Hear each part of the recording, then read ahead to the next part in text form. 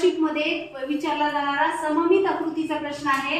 पुढील पैकी कोणते अक्षर सममित आहे? त्यामध्ये अक्षर कोण पर्याय दिलेले आहे तुम्हाला एफ, जी, एम आणि पी। हा जो एफ आहे हा एफ एकमेकाला चिटकेल का? याची जर फोल्ड मारली तर एकमेकाला चिटकेल का? नाही। सममित आकृती आपण कशाला म्हणतो? कोणी सांगेल का मला? हा सांग बेटा। ज्याचा चारही भाग चिपकतो त्याला। हा, ज्या आकृतीच्या किंवा ज्या अक्षराच्या चारही भाग एकमेकाला चिटकतात त्याला काय म्हणतात?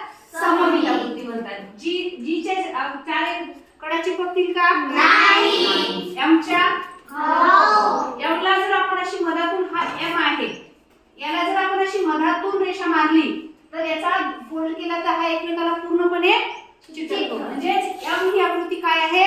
सममित आकृती आहे। आपला पर्याय कोणता बरोबर आहे? यम। यम म्हणजे 3 नंबरचा बरोबर आहे। समजलं तुम्हाला?